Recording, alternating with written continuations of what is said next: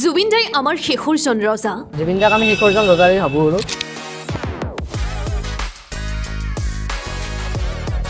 ফটোখন আঁকি থাকোঁতে বিশ্বাস আছিল কিবা এটা ভাল ৰিজাল্ট পাম বুলি। বিশ্বাস আছিল নিজৰ ওপৰত যে কিবা এটাতো ভাল ৰিজাল্ট পামেই, যিহেতু ইমানখিনি কষ্ট কৰিছোঁ 5 বছৰ, তো সেইটো আৰু কষ্ট কৰিছোঁ, ভালদৰে কৰিছোঁ, মন লগাই কৰিছোঁ জুবিন দাৰ লগত, এই ৰিজাল্টটো আহিছে, ভালেই আহিছে সেই হিচাপত।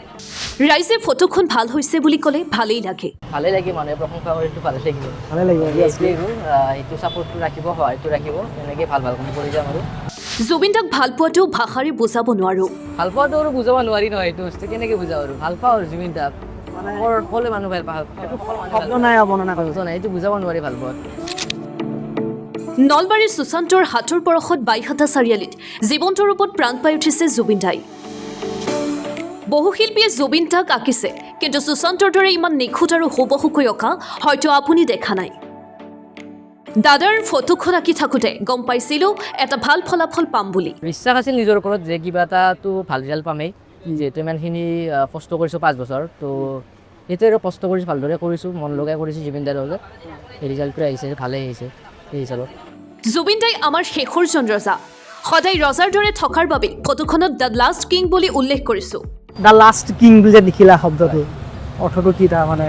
শব্দটো কি মানে, জুবিন দাক আমি শেষৰজন ৰজাই ভাবোঁ আৰু তেওঁ ৰজাৰ স্থান যিটো আছিল সেইটো এই মানুহ ৰজাৰ নিচিনা আছিল আৰু তেখেত, সেইকাৰণে দ্য লাষ্ট কিং বুলি দিছা। হয় হয়। ফটোখন বৰ কষ্টৰে আঁকিছোঁ। এতিয়া ৰাইজে ফটোখন ভাল হৈছে বুলি ক'লে মনটো সঁচাই ভাল লাগে।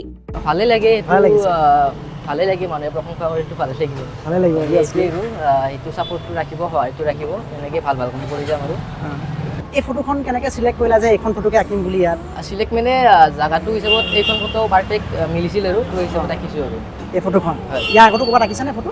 ইয়াৰ আগতো আঁকিছোঁ, পাৰ্চনেলভাৱে বহুতে মাতে মোক আঁকিবলৈ, ঘৰতে হওক বা নিজাববীয়া কিছুমান অনুষ্ঠানত, তেনেকুৱাকৈ আঁকো। আৰু জুবিন দাক বহুত ভাল পাওঁ, কিমান ভাল পাওঁ সেয়া ভাষাৰে প্ৰকাশ কৰিব নোৱাৰোঁ।